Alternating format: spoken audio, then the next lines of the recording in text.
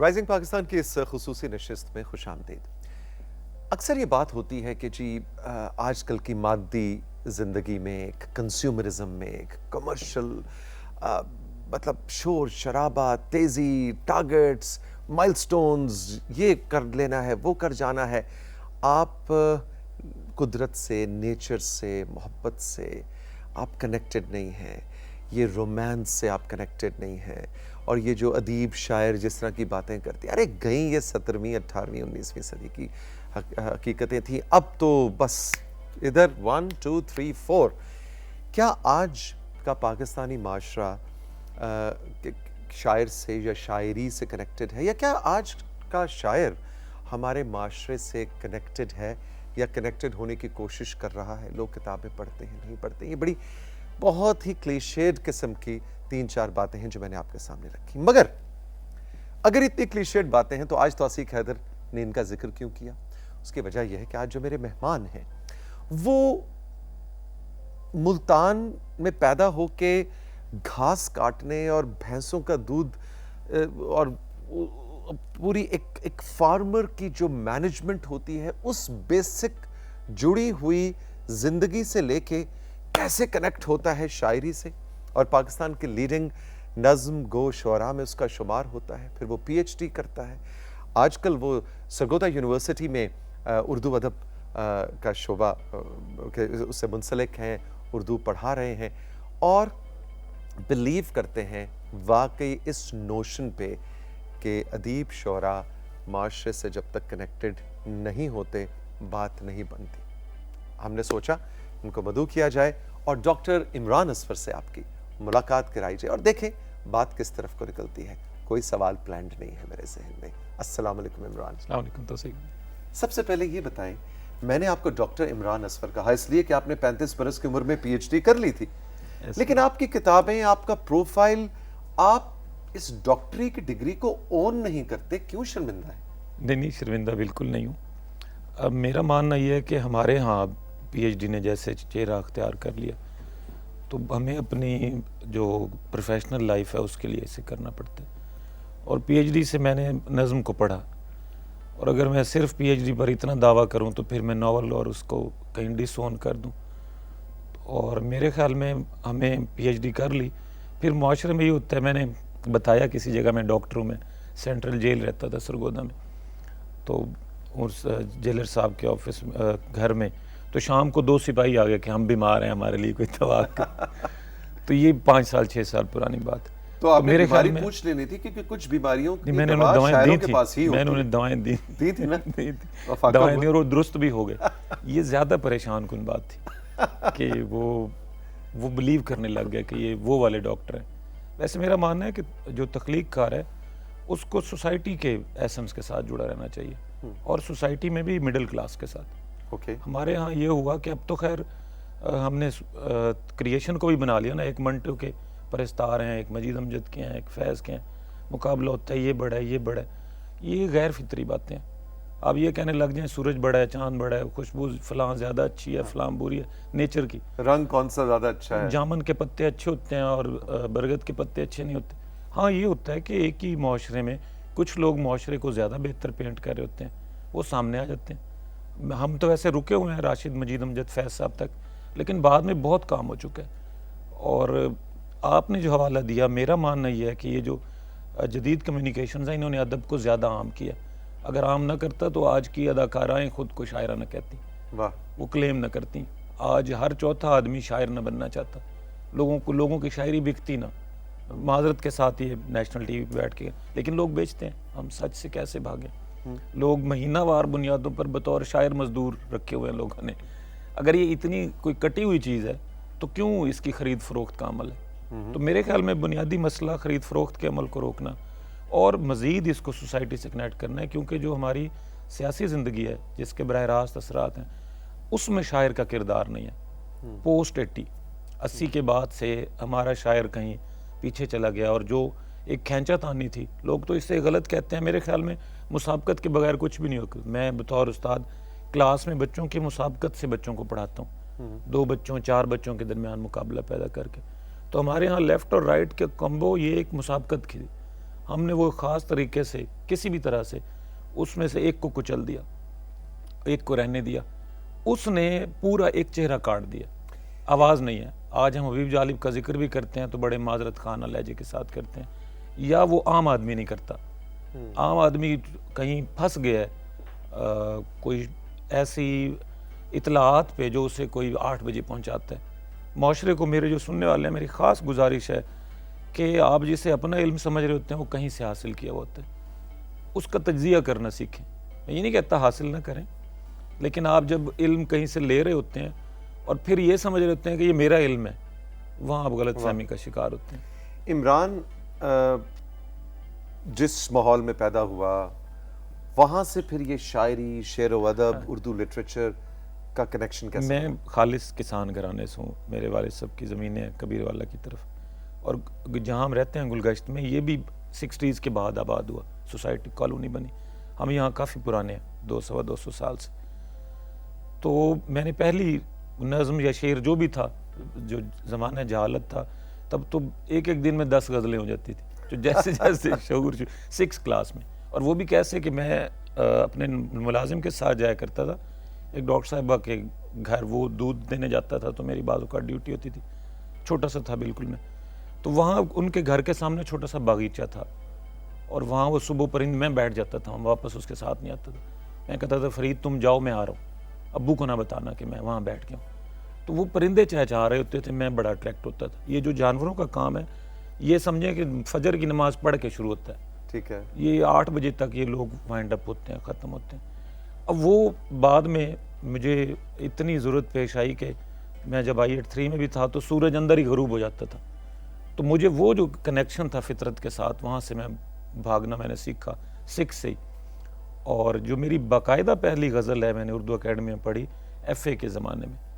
अच्छा। और यानी उस वक्त हमें, ये मेरे व्यूवर सुन रहे होंगे, बच्चों को डराया जाता है अरूज़ से। मुझे कुछ नहीं पता होता था अरूज़ क्या है, वज़न क्या है, लेकिन मैं कोशिश की, हमेशा एफ़र्ट की उससे सीखने की। और फिर ये ज़िंदगी कट रही होती है, उसका हिसाब नहीं रखना होता, और उसमें अच्छे दिन भी आते हैं, बुरे दिन भी आते हैं। आपको अगर कोई बुरे दिन ज़्यादा तकलीफ दे रहे हैं, उन्हें कम करने की कोशिश करें। स्टूडेंट्स के साथ अब डॉक्टर साहब आपका कैसा रिलेशनशिप है? एक क्लास में बैठे हुए स्टूडेंट्स, उर्दू की क्लास हो रही है, क्या क्या तरीका है? क्या उसमें, मुझे आज तक ये समझ नहीं आई कि हम शेर व अदब को, नस्र को, नज़्म को, गज़ल नंबरों पे कैसे तोल सकते हैं? अच्छा, मुझसे वैसे बच्चे नाराज़ रहते हैं, उसकी वजह ये है, नंबर कम देते। नंबर कम देने से भी ज़्यादा ये है कि मैं तकाज़ा करता हूँ शायरी पढ़ें, कंटेंट पढ़ें, किताब पढ़ें, किताब ख़रीदें, किताब पढ़ें। ये नोट्स और फ़ोटोकॉपियाँ इनके ख़िलाफ़ हूँ। मेरे ख्याल में ये बच्चे पैसा ज़ाया करते हैं। फिर जो हमारी फील्ड है ना उर्दू की, इसमें बच्चा पिसे हुए तबकात से आता है, और हमने अब चूँकि इज्तिमाई तौर पे झूठ बोलना सीख लिया। माँ बाप के ख्वाब होते हैं, उन्हें नहीं मालूम होता है मैं उर्दू क्या है। कई बच्चे बताते ही नहीं है सिरे से, बच्चियाँ सिर्फ वक्त पास कर रही होती हैं हमारे पास आके। ये सच है, हमें इनका सामना करना चाहिए, बिल्कुल बिल्कुल, शायद तभी हम इनसे निकल सके। तो मैं उनसे पढ़ाई के मामले में, और मेरा ये मानना है उस्ताद और शागिर्द के दरमियान वो दोस्ती होती है जिसमें फ़ासला होता है। जब तक वो फासला कायम रहता है तब तक उस्ताद शागिर्द रहते हैं।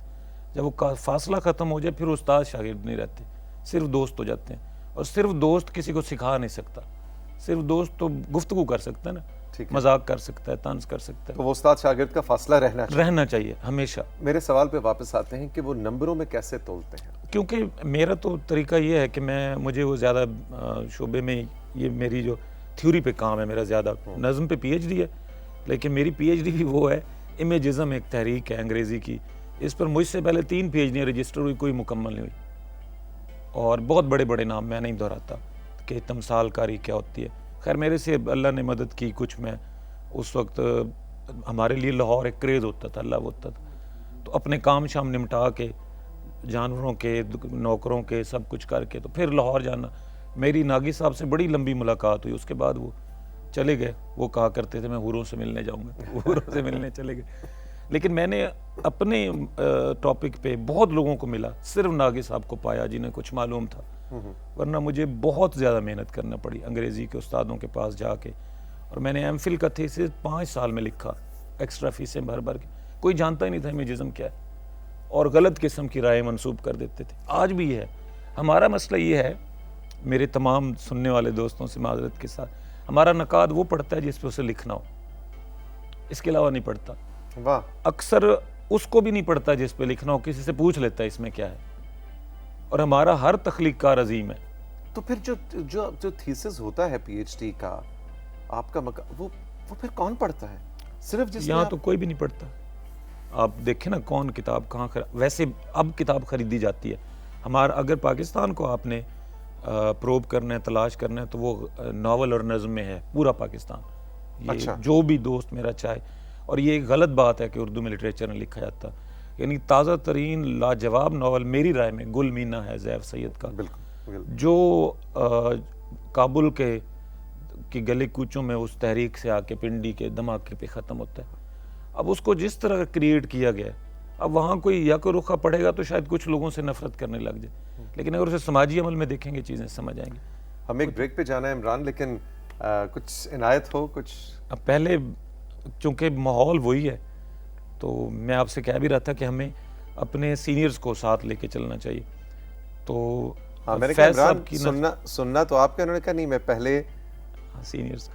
हाँ, तो मेरे दिल मेरे मुसाफिर हुआ फिर से हुक्म सादिर के वतन बदर हो हम तुम, दिन गली गली सदाएं करें रुख नगर नगर का कि सुराग कोई पाए किसी यार नाम बर का, हर एक अजनबी से पूछें जो पता था अपने घर का, सरे कुएं ना शनाया हमें दिन से रात करना, कभी इससे बात करना कभी उससे बात करना, तुम्हें क्या कहूँ कि क्या है शबे गम बुरी बला है, हमें यह भी था गनीमत जो कोई शुमार होता, हमें क्या बुरा था मरना अगर एक बार होता। तो मेरे ख्याल में अगर आप फिराक की कैफियत में हैं तो अगर एक दफ़ा वाली मौत मिल जाए तो कोई बुराई नहीं है, और अगर आप वसल की कैफियत में हैं तो हर दिन आपका ज़िंदगी है।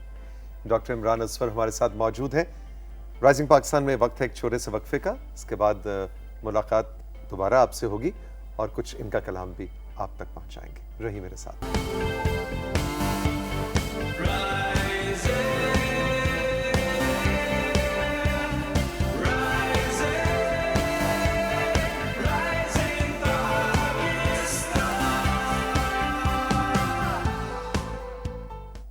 राइजिंग पाकिस्तान की इस खुसूसी नशिस्त में एक बार फिर आपको खुशामदीद कहेंगे। डॉक्टर इमरान असफर हमारे साथ मौजूद हैं। यूनिवर्सिटी ऑफ सरगोदा में उर्दू अदब पढ़ाते हैं, पीएचडी है इनका नज़्म में, और बिलीव करते हैं कि मतलब कोई शायर टाइप लोगों को आप माशरे से जुदा एक और दुनिया की मखलूक मत समझिए, वो आपके साथ बराबर में ही बैठा हुआ शख्स है और आपकी बात करता है। अच्छा जी, शायर अपनी बात करता है या हमारी बात करता है? अपनी बात करता है, हमारी बात नहीं करता। वो चीट करता है, चीट आवाम से। ओके। उसे ये कहना भी नहीं चाहिए कि हमारी बात करो। मैं लेफ्टिस्ट हूँ, मैं रैशनलिस्ट हूँ, लेकिन जब मैं ये पढ़ता हूँ कि तरक्की पसंदी कहती है ये करें, ये नहीं कहना चाहिए। ये सेंसिटिविटी है किसी की। आप एक एक्सीडेंट होता है आप रुक जाते हैं, एक होता है आप नहीं रुकते। आप शायर तो नहीं है, मजमा लग जाता है, वो शायर तो नहीं होते। उनकी हसासियत ने उन्हें रोक लिया, उनकी फीलिंग्स की कैफियत ने रोक लिया। हर इंसान के बेशुमार ट्रांसेस हैं लाइफ के, उन्हीं में मोहब्बत है ना। एक ही बंदे से एक वक्त में खुश होते हैं, दूसरे वक्त में नाराज होते हैं। वो नाराज़गी का सबब कोई नहीं होता, घड़ता है। इंसान बड़ी तेज चीज़ है, जीनियस है, हर इंसान जीनियस है। बल्कि जिनसे आप मोहब्बत करते हैं, जिनसे आप खुश होते हैं, उन्हीं से सबसे पहले नाराज भी होते हैं। वो उन्हीं से भी वहाँ नाराज होते हैं जहाँ आपको भरोसा होता है कि मेरी नाराज़गी सह लेगा। जहाँ आपको थोड़ा सा भी शक हो कि मैं इससे नाराज़ हूँगा तो ये फीडबैक देगा, नहीं होते आप नाराज़। मैंने उन भाइयों को आसानी में देखा है जो जिन्हें तरीका आता है काम लेने का, उन दोस्तों को जिन्हें नहीं आता। आपने भी ऐसे ही देखा होगा कि आप उस पे प्रेशर डालते हो जिससे आपको तवक्को है आपको चीट नहीं करेगा, कहानी नहीं बनाएगा। अच्छी उर्दू आपने मतलब मुल्तान में पैदा हुए एक किसान फार्मर घराने से ताल्लुक, और मतलब कोई लिंक नहीं इस सारी काम में जब आप कर रहे हैं, तो अच्छी उर्दू पढ़ना कहाँ से सीखी? अच्छी उर्दू के बारे में जानना ख्वाहिश कहाँ से पैदा हुई? इसमें भी मेरा राय ये है कि आपका शौक़ आपको रास्ते दिखाता रहता है। मैं 7th या 8th में था, मुल्तान का बड़ा मशहूर इलाका है कोटला तोले खान। मैं जो मुल्तान पे लिख रहा हूँ उसमें वहाँ एक लाइब्रेरी होती थी दारुल कुतब के नाम से। तो वहाँ पे 1 रुपये रोज़ के हिसाब से किताब मिलती थी किराए पे, 2 रुपये जेब खर्च मिलता था। जेब खर्च में नागा हो सकता था, किताब के किराए में नागा नहीं हो सकता था। आहा, ऐसा मुमकिन है कि किसी दिन 2 रुपये ना मिले। तो मैंने वहाँ से, मैं साइकिल होती थी मेरे पास, तो मैं शाम को सारे काम ख़त्म करके बाद अज़ मगरिब जाया करता था, किताब लाता था। और कोशिश होती थी किताब जल्द अज़ जल्द ख़त्म हो। उससे 2 फ़ायदे होते थे, अगली किताब भी पढ़ेंगे और किराया भी कम होगा। वो 2 असबाब होते थे। तो मैंने उस वक्त 7th-8th में रज़िया भट्ट ये मुकम्मल पढ़ ली पूरी तौर पे। और गऊदान मैंने मैट्रिक में वहीं से लेके पढ़ लिया, और वो एक सज़ा में पढ़ा। मैं वो वक्त नहीं है उसका जिक्र नहीं करता। मुझे एक ईद के मौके पर घर से सज़ा मिली, और उस सज़ा में जब मैं उब गया, मुझे कुछ समझ ना आई मैं क्या करूं, तो मैं गऊदान ले आया जाके, वो मैंने पढ़ लिया। जब आप पढ़ते हैं और किसी तासुब के बगैर पढ़ते हैं, जब आप वोट करते हैं और किसी तासुब के बगैर करते हैं, वाह, जब आप ड्रामा देखते हैं और किसी तासुब के बगैर देखते हैं, जब आप किसी से बात करते हैं और पहले से डिसाइड नहीं कर लेते ये फ़लाँ है, तो आप ज़्यादा बेहतर नताइज निकालते हैं। जब आप फ्री माइंड होकर कुछ भी करते हैं, जब आपने पहले तय कर लिया इमरान अज़फ़र यूँ है, फिर आप कुछ ना करें, आपने तय कर लिया। हम बदकिस्मत लोग वो हैं कि हम पहले तय करते हैं चीज़ों के बारे में, लोगों के बारे में, अशिया के बारे में। हम वाक़यात को भी पहले से तय करते हैं। हम कहते हैं फ़लाँ वाक़या इस वजह से हुआ, उससे हम क्या करते हैं, हम तज्ज़िया नहीं करते, हम तहकीक नहीं करते। और जब हम तहकीक से कट जाएंगे, तज्ज़िये से कट जाएंगे, फिर हम में, और वो मेरी नज़्म है कि दुनिया बंदर बन चुकी है, कि फिर वो हम अब जैसे कोई चहचहा रहा होगा, हम वैसे, अच्छा, दुनिया बंदर बन चुकी और है। हम वाह, वो वाह, वाह। टहनियों पर झूल रहे हैं, अपने अपने हिस्से की टहनियों पर चीख रहे हैं, और दूसरों को डरा रहे हैं जो वहाँ से गुजर रहे हैं हमसे। अगर आप आलमी मंजरनामा देखें, हम लोगों को डरा रहे हैं और लोग हमसे डर रहे हैं। एग्जैक्टली। तो मेरा तो वो जो 1 रुपए, 1 रुपए से वो 5 रुपए तक मैं रहा कनेक्टेड, अच्छा, क्योंकि मैं जिन स्कूलों में पढ़ा, जिन कॉलेज में, वहाँ लाइब्रेरी नहीं होती थी तो ताला होता था, और अगर आप तकाजा करते थे तो वो आगे से डांटते थे। तो और ताला इसलिए लगाया जाता है कि किताब कोई ना आए, ना कोई ना आए। किताब चोरी करने दें, चोरी कितनी कर लेंगे, 2% की तो रियायत है लाइब्रेरियन को, वो तो खुद बेच देता है वाह, वाह, यूनिवर्सिटियों वाह, में भी, हर जगह। क्या अच्छा। अगर कोई आपकी किताब लाइब्रेरी से चोरी कर जाता है तो खजानी सरकारी खजाने से आप 650 अरब का हिसाब नहीं लेते, 200 की किताब का लेने को तुले हो। वाह, वाह, वाह। तो करने दें, देखें कब तक चोरी करते हैं। ये लाइब्रेरी से किताब नहीं कितनी चोरी अच्छी बात। इससे बेहतर आप कैमरा लगा लें। लेकिन लाइब्रेरियों पे ताले नहीं होने, अब तो ख़त्म। म्यूनसिपल कॉर्पोरेशन मुल्तान की लाइब्रेरी को मुस्तकिल ताला लगे 10 साल। दमदमा जब गिरा गिलानी साहब के ज़माने में, उसकी मट्टियाँ जिस तरह से निकाली गई, वो उससे मुल्हिक लाइब्रेरी थी, और बहुत लाजवाब लाइब्रेरी ख़त्म हो गई। लांगे खान चल रही है तो वो आशिक खान दुरानी और कुछ लोगों की ज़ाती काविश से चल रही है। और आज भी हम कहते हैं कि किताब नहीं, अगर किताब नहीं है तो हमारे पास दुनिया के बेहतरीन कुतुब खाने निजी लोगों के हैं, निजी, बिल्कुल, सरदार झंडीरों के हैं। बिल्कुल। यानी हम पे अजीब अजीब, हम जी डेमोक्रेट्स नहीं है। हम कैसे डेमोक्रेट्स नहीं है? हमने अंग्रेज से 70 साल से ज़्यादा सियासत से लड़ा। हमें अगर बताया ही गलत जाए कि अंग्रेज़ 1857 में आया, हमसे झूठ बोला जा रहा हो, तो इसका तो कोई हल नहीं ना। अंग्रेज़ 1857 में तो नहीं आया, 1857 तक तो राजधानी सिर्फ दिल्ली तक महदूद हो गई थी, अंग्रेज़ तो बहुत पहले आ गया था। तो हमने इस तरह करके अपने माशरे को काटा चीज़ों से। कुछ इनायत हो अपना। हाँ, मैं ज़रूर, वरना ये हमारी गप्पें तो चलती रहेंगी तो शाम हो जाएगी। आप जैसे नहीं, आपके साथ रहना, आप जैसी कहानियां तो मिलती मुझे बहुत कम है, बहुत लुत्फ आ रहा है। लेकिन मैं चाहूँगा कि इस वक्त जो मेरे नाजरीन आपकी इतनी देर से बात सुन रहे हैं वो कुछ। हाँ, ये नज़्म है और सवेरा नाच रहा है। और सवेरा नाच रहा है, ये शायद किसी के लिए नई बात हो कि सुबह भी नाचती है कभी। तो मैं रात बहुत जल्दी आ गया था आपके प्रोग्राम के लिए, तो सुबह मैंने फिर इसे फील किया कि जब आप अकेले होते हो तो कैसे सुबह आपका मुंह चिढ़ाती है, और आप अक्सर अगर रात भर भी जागे हुए हो तो ज़्यादा मुंह चिढ़ाती है। तो शब भर मैंने कमरे की खिड़की से झुककर बाहर देखा अपना होना। उजले बेड के कोने पर जो राख पड़ी थी खूब कुरेदी, उंगली छेदी, मांस जलाया, खूब तलाशा अपना चेहरा। वो चेहरा जो रोज़ो शब की चक्की के पाटों में पिसता, चपटी टेढ़ी शक्लों की तस्वीर बदलता, कितनी यादों की मजबूरी के घेरे में तन्हा तन्हा पिघल रहा था। वाह। चेहरा गोया बर्फ की सिल है, जलती मिशल जैसा जिसमें भेद भरा है, दर्द छुपा है। वाह वाह वाह। खिड़की से तुम झांको अंदर, देखो कितने आधे पूरे चेहरे हरसू बिखर रहे हैं। खिड़की से तुम झांको अंदर, देखो कितने आधे पूरे चेहरे हरसू बिखर रहे हैं। कागज़ की कश्ती है गोया और समंदर रेत के ज़र्रों का हासिल है। शब भर मैंने तुझको देखा, बल्कि ये मैं भूल जाता हूँ, रेत के ज़र्रों का हासिल है, फूलों का एक तश्त धरा है, बास भरा है, खाली आंखें चारों जानिब घूर रही हैं। उसके ख़त में मेरी नज़में, उसके कह कहे मेरी चुप है। उसके ख़त में मेरी नज़में, उसके कह कहे मेरी चुप है। उसकी हिद्दत धूप की मानित चारों जानिब खेल रही है। शब भर मैंने तुझको देखा, खुद को ढूंढा और सवेरा सर पर आकर नाच रहा है। ये एक मुख्तसर सी बहुत नज़म है। खूबसूरत, बहुत ही विजुअल। मेरा ये मानना है कि शायर की हर चीज़ इस काबिल नहीं होती कि वो सुनाई जाए या किताब में शामिल की जाए, क्योंकि उसका कितारसिस होता है, एक ख़ास इन्वायरमेंट में उसका कितारसिस होता है। जैसे आप आम लोग जो सब कुछ सोचते हैं शेयर नहीं करते, ऐसे शेरी अमल है, सिर्फ शायर ज़्यादा हसास होता है। और हमें एक और झूठ बोला गया अफलातून से जोड़ के, उसकी बुनियाद पे शायरों से नफ़रत यहाँ आम की गई। तो अफलातून तो ये नहीं कहता कि शायर ना उसकी किताब उठा लें, मैं ला दूंगा, रेफरेंस ला दूंगा, हम यहाँ स्क्रीन पे दिखा। वो कहता है कि मिसाली जमहूरिया में जहाँ सियासतदान फ्रॉड करेगा, वहाँ शायद शायर वाहिद है जो फ़ौरन पकड़ लेगा। बाकियों को ट्रैप करना आसान है, शायर को ट्रैप करना मुश्किल है, क्योंकि ये ज़्यादा हसास होता है। लिहाजा जो मेरी मिसाली जमहूरिया है, मिसाली डेमोक्रेसी है, उसमें शायर होगा तो मैं इस पे अपना राज नहीं चला सकता, इन्हें निकाल दो, फिर तुम मिसाली डेमोक्रेसी बना सकते हो, इन्हें समंदर में फेंक दो। वो ये हम इसमें उस किताब तो बेसिकली वो शायर और शायरी के खिलाफ नहीं है, बिल्कुल नहीं। वो तो कहते हैं देवी इन पर आशिक है, ये सब कहते हैं, ये खुद नहीं करते, देवी करती है। तो ये मुझे समझ नहीं आती। हमारे जो बुजुर्ग हैं, एक तो हमारे यहाँ मिक्स किया गया ना, साफ़ियों को अदीब बना के पेश किया गया और अदीबों को कहीं साफ़ी शाफी बना दिया गया या पता नहीं क्या बना दिया गया।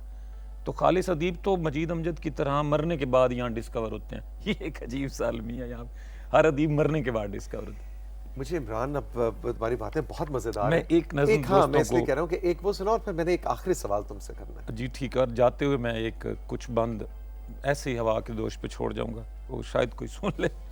तो जेहलम पर उतरती शाम, जैसे मैंने बताया, दरिया जेहलम का किनारा, लाल गुलाबी होकर सूरज जाने किसको ढूंढ रहा है। लाल गुलाबी होकर सूरज जाने किसको ढूंढ रहा है, दूर अंधेरे से कमरे की अंधी टूटी खिड़की खोले चारों जानिब देख रहा है। बूढ़ी आंखों के पर्दे से जाते दिन को कोस रहा है और अंधेरी रात के डर से अंदर अंदर मरता सूरज बहते जेहलम की वादी में चुपके डूब रहा है, अपना होना सौंप रहा है। कि वो मौत अपना होना सौंप रहा है। अच्छा, अपना होना सौंप रहा है। वाह। मैं सूरज हूँ, मैं हूँ जेहलम, यह मैं हूँ जेहलम, मैं हूँ सूरज, मेरे अंदर शोर बपा है, मेरे अंदर दर्द छुपा है, जिसको अपने मन में रखे आगे बढ़ता जाता हूँ मैं, हर गुजरान के दुख के बदले थोड़ा मरता जाता हूँ मैं, जेहलम भरता जाता हूँ। वाह वाह वाह। मैं हूँ जेहलम, क्या अच्छा। मैं हूँ सूरज, मेरे अंदर दर्द छुपा है, शोर बपा है, जिसको अपने मन में रखे आगे बढ़ता जाता हूँ मैं, हर गुजरान के दुख के बदले थोड़ा मरता जाता हूँ मैं, जेहलम भरता जाता हूँ मैं। तो ये पीएचडी के दौरान मैं वहाँ से गुजर रहा था। तो ये नज़्म आपका उर्दू में पीएचडी करना और अब दर्स व तदरीस और ये डॉक्टर इमरान असफर, वो मुल्तान, घर वालों ने, वालिदैन ने, फैमिली ने कैसा लिया है इस इमरान को? वक्त लगा खुद को वहाँ, क्योंकि जाहिर है जिस बैकग्राउंड से मैं हूँ वहाँ थानेदार और पटवारी की ज़रूरत होती है, कम से कम टीचर या शायर की ज़रूरत नहीं होती। फिर मैं बड़ा था, सबसे बड़ा, तो वहाँ जो बड़ा बेटा होता है उसकी बहुत सारी अहमियत होती है। और हमारे वालिद साहब भी अपनी बरादरी को लीड करते हैं। तो मैंने सुनने वालों के लिए किससे शिकवा नहीं है, मेरे वालिद को कोई अल्लाह ने किस चीज़ की कमी नहीं दी हुई, लेकिन मैंने पोस्ट FSC अपने तालीमी अखराजात खुद बर्दाश्त किया। जो भी मैं इंश्योरेंस का काम किया है, मैंने जानवरों का काम किया है, जो भी किया, जो मैं कर पाया हूँ मैंने किया है अनटिल माई PhD। और फिर शुरू में चूँकि मैं जब बैठता था यूनिवर्सिटी में लोगों के साथ और मेरी अपनी अक्ल बहुत कम थी, तो मैं कहता था शायर तो वो होता है जो बागी होता है, शायर तो एक गैर फितरी बातें जो ये तारी करते हैं खुद पे। वो असल में नहीं होती, इन्होंने तारीखी होती है। तो मैंने जो नौकरी करनी महीने बाद छोड़ के आ जानी, 3 दफ़ा मैंने ऐसे की। क्योंकि मैं तो शायर हूँ। नहीं, एक इनकलाबी, हाँ, वही। इनकलाबी इनकलाब फसाद तो नहीं है ना, इनकलाब तो दरिया अपनी जगह छोड़ देते हैं, पता ही नहीं चलने देते, वाह वाह, लेकिन वो वक्त लगता है उन्हें। क्या अच्छी बात। तो मैंने वो फिर जब अकल जब तक आई 2-4 साल में, तो इस दौरान मैंने FPSC में यानी मैं 83 सीटें थी पूरे पाकिस्तान से, मेरा 6ठा नंबर था पूरे डिसिप्लिन्स में। मैं उर्दू का था, तो साइंसेज, केमिस्ट्री, फिजिक्स, और मेरी पहली पोस्टिंग आई 83 में हुई। अच्छा, और वो बात जरा वहीं पे, वो फिर घर वालों ने, वालिद साहब ने कैसे जब मेरी accept इस्लामाबाद हुई ना पोस्टिंग, तो मैंने उन्हें आते हुए बताया, पहले नहीं बताया। तो अम्मी ने तो रोका कि ना जाओ। सराइकियों में मगरिब के बाद जो घर से बाहर रहे उसे परदेसी समझते हैं, और माएँ उनके लिए रोती हैं। क्या अच्छी वो बात। कहते हैं जहाँ मर्जी हो मगरिब के वक्त ना घर में हो। लिहाजा यानी मैं जब इस्लामाबाद रहा तो मैं उनके लिए परदेसी था, और जब वहाँ से चलने लगा तो बाकायदा एक सोज की महफिलें थीं, और वो बड़े परेशान थे। और अब्बू ने कहा कोई परेशान नहीं, इसने कोई काम करना है, ये आ जाएगा परसों वापस। और ये बस गया और आया। और मैं 15 दिन फैज़ाबाद के होटलों में रहा हूँ 250-250 रुपये दे के, लेक्चरर होने के बाद, क्योंकि पहली जो तनख्वाह बनी उसमें I8 में कमरा भी नहीं मिलता था सरकारी। तो इसको, वो जो पहली शाम घर से निकले थे, उस बात को कितने साल हो गए अब आपको? अगस्त 2008, 2008, यानी कि अब 14वां साल है। 13-14 बरस हो गए। फिर मुड़ के नहीं गया।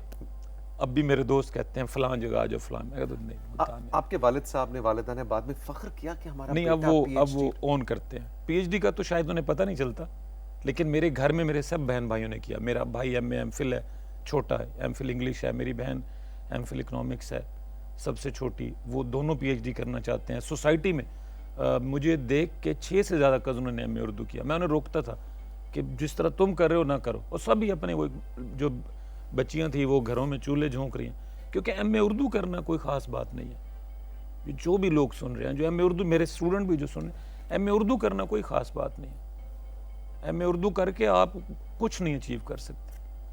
तो ख़ास बात क्या है? ख़ास बात है उसको ओढ़ लेना, वाह। उसके साथ जीना। मेरे ऊपर मजाक करते थे शुरू में इस्लामाबाद में कि ये जब कॉलेज में एंटर होते तो इसके हाथ में किताब होती है। वो मजाक उड़ाते थे कितनी पढ़ लेते होगे। तो मैंने तंग आके कहा यार एक जुमला तो पढ़ लेता हूँ। सारा दिन अगर मैं किताब हाथ में रखूंगा, वाह वाह वाह, एक जुमला तो पढ़ लूंगा ना। क्या अच्छा। तो मैं उनसे तो बेहतर हूँ जो एक जुमला भी नहीं पढ़ते। डॉक्टर साहब, बहुत लुत्फ आया, खुश रहें। बड़े अरसे से हमारी मुलाकात हाँ, ड्यू थी, कुछ बन पा नहीं रही थी, और मुझे नहीं, खुशी है वो कि आपके मामले में तो नज़्म का मिसरा है कि अभी सब कुछ ही ताज़ा है, ये बासी हुआ नहीं। तो बहुत शुक्रिया आपकी तशरीफ आवरी का। आपका बहुत शुक्रिया, सुनने वालों का शुक्रिया। खुश रहें। आपका शुक्रिया, आपने भाई वक्त निकाला और आपने चैनल नहीं बदला और इस तरह की बातें सुनी। चलिए कोई बात नहीं, इसमें आपने शर्मिंदा नहीं होना। हाँ, आजकल इस तरह की बातें करने वाले लोग भी नहीं रहे और इस तरह की बातें सुनने वाले लोग भी नहीं रहे। और अगर आप मेरी बात इस वक्त सुन रहे हैं और आपने डॉक्टर इमरान असफर की पिछले आधे घंटे गुफ्तगू सुनी है, इसका मतलब है कि अभी हम इस सोसाइटी में शेर व अदब, उर्दू ज़बान और फ़र्क से ज़िंदगी गुजार लेने के फ़ैसले को भी हम सल्यूट कर सकते हैं, उसको सेलिब्रेट कर सकते हैं। हम डॉक्टर इमरान जैसे लोगों को सेलिब्रेट कर सकते हैं, और यही आज की इस नशिस्त का मेरा और मेरी टीम का मकसद भी था। खुश रहिए। खुदा हाफिज़।